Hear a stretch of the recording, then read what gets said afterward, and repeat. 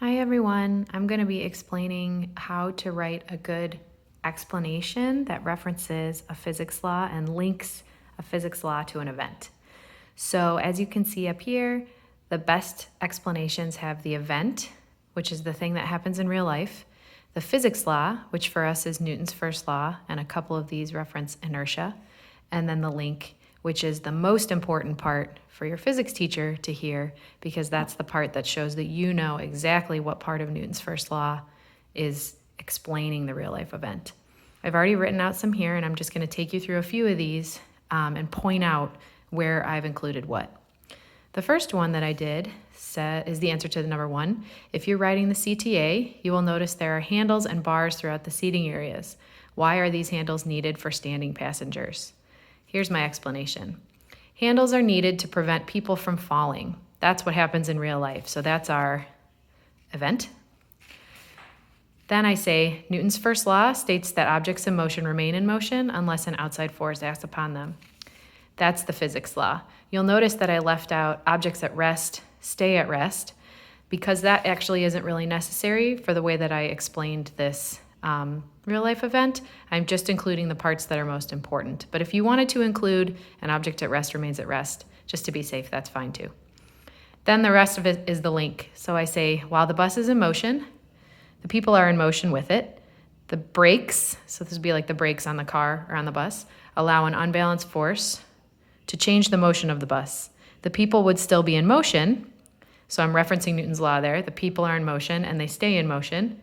And the handles provide the force to stop the people from staying in motion. So think if you're on a bus, if you weren't in motion, if there weren't any handles, you would just stay in motion and the bus would stop underneath and you just slide forward. You will keep staying in motion until the next thing stops you. So if you're not holding onto the handles, that could be a chair in front of you, that could be the bus driver in the front of the bus, that could be the windshield, any of those things. I'll do one more and then I'll wrap up the video. I like this one a lot. This is one of my favorites.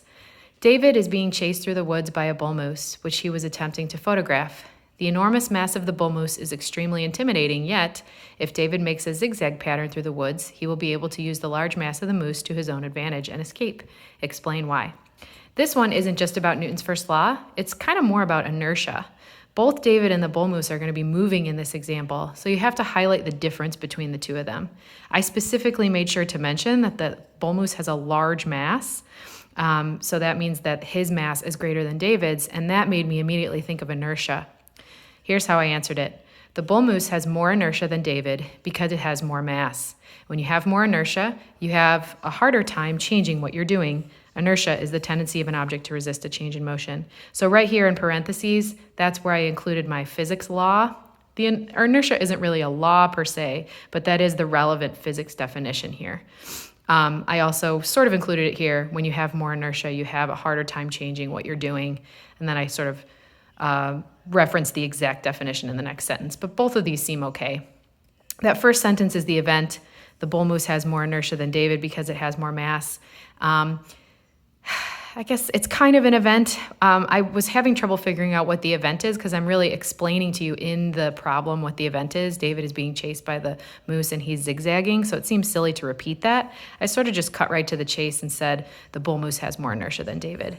Again, we're really looking for you to have a good link, and that's what I have here.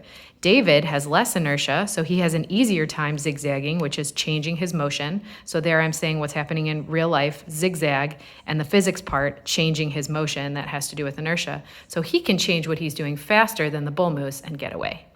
Hope that helps. Feel free to ask any of your physics teachers for help if you need more explanation. I'll be posting, and we'll all be posting a key to this practice and homework 3 pretty soon. Thanks.